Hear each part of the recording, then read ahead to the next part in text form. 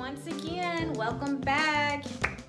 It's Brandon and Michelin today again.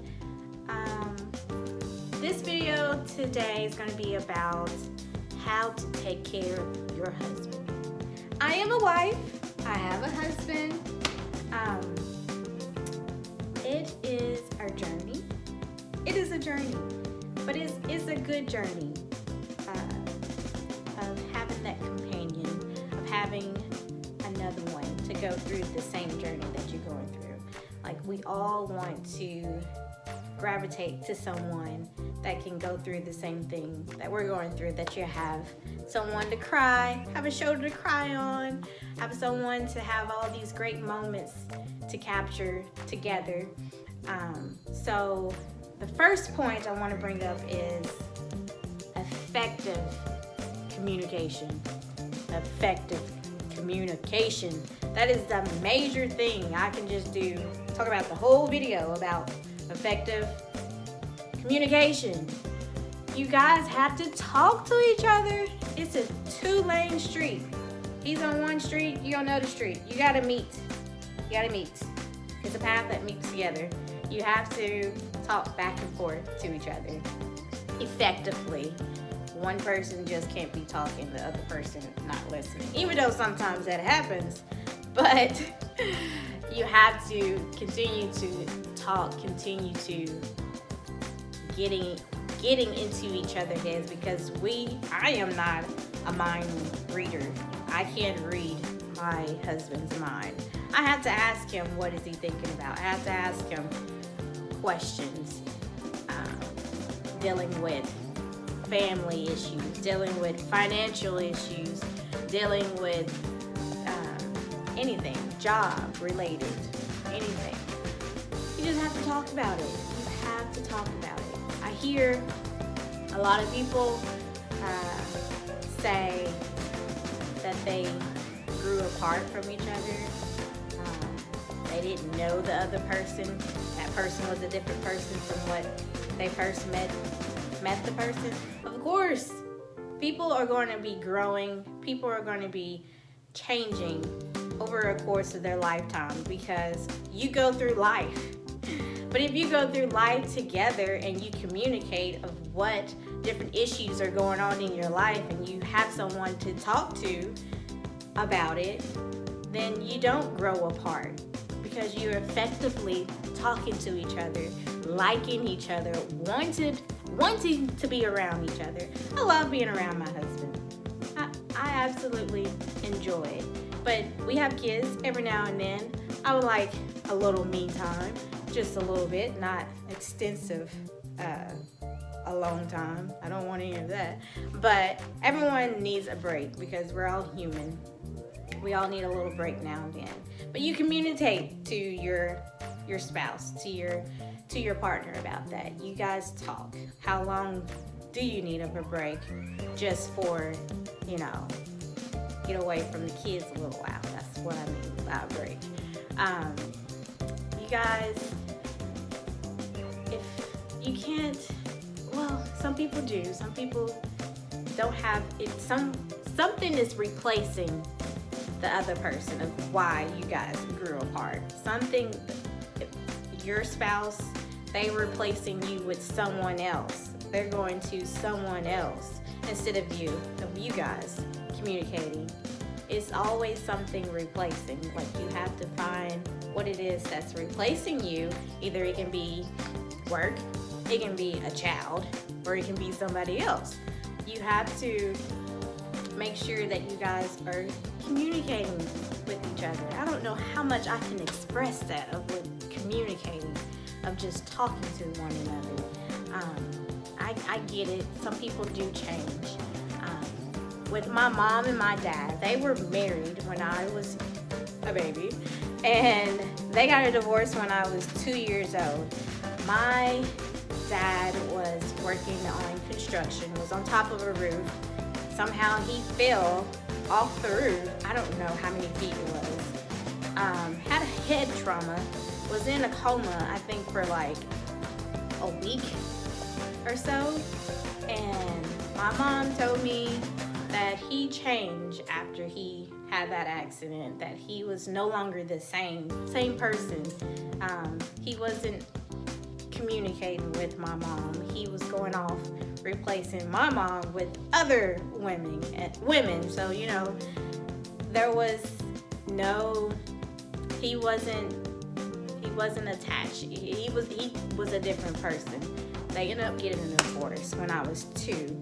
So I can see that situation of, you know, people changing in that way of a head trauma. I would really recommend that wives, you go on lots of dates with your husband without the kids. Lots of dates. Me and my husband, we date each other. We talk. We go to the movies. We talk about the movie. We go out to eat. We talk about life, what's going on in our life together. We just communicate. We just talk. My husband is my best friend. I can honestly say that he is my best friend. I can talk to him about anything. So, another thing I would say, to get a mentor.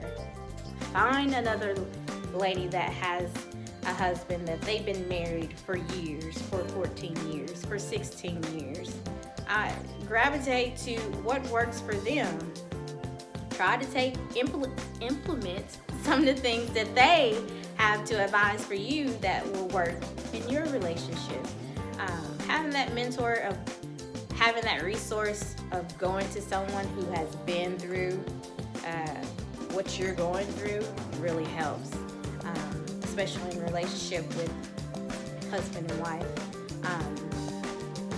I can remember we lived in Mississippi for about 2 years, and we had great mentors. The Jackson, hi Jackson.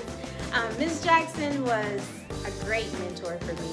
I actually got to see how a wife should act, of taking care of her husband. You know, I saw them communicating with each other effectively, wanting to be around each other, how they took care of their family, how they took care of their household. They were great mentors. She was a great mentor to me. He was a great mentor to my husband too. We were newlyweds when we were living in Mississippi, so having them as a mentor was great. And they're still mentors. She's still a mentor to me right now. So I would advise you to have a mentor, of someone that you can see, someone who's already going through whatever issues that you're going through. I would say don't listen to single ladies. They're not married. Find someone that can relate, not just your single friend that says, girl, forget them, come with me, let's go out, let's find us a new man.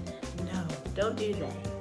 Find a good mentor. Find someone that has history of long, they may not be happy marriages, but all marriages go through different issues, but you want to find someone who's happy and married. I would say that another thing is of knowing your role as a wife. We are helpmates. We help our mates. We are helpers. We are helpers. We are there to love them, to respect them, to give them support. That's what we are here as wives for. And you have to live that out. You have to show that you love your husband. I tell him, I show him by listening to him, by taking care of the family, the kids, the household, working. Right now we are in agreement of working together and getting out of debt. So we have goals for, for our family, for us. So really just knowing your role of loving and supporting and respecting your husband. I know that's a big thing for wives, is the respect. But in order for you to do all those things, you have to love, respect, and support your own self. Like, you have to be the biggest advocate for yourself in order to give that out to your husband. You have to be able to do it for yourself. So that's one thing. Another thing is prayer. Prayer does work. You have to pray for yourself. You have to pray for your family. You have to pray for your husband. Pray that he is leading your family the way that the Lord wants him to lead your family. Make sure that he has that overhead of Jesus Christ over him, that he's listening to, and that he's guiding the family towards that way. So just continuously praying for your husband is a big thing too. Prayer. It really works. Pray. Pray. Wives, just strive to respect and support your husband, and husbands, just strive to love your wife, and sacrificially just sacrificing yourself for your wife and your kids, your family.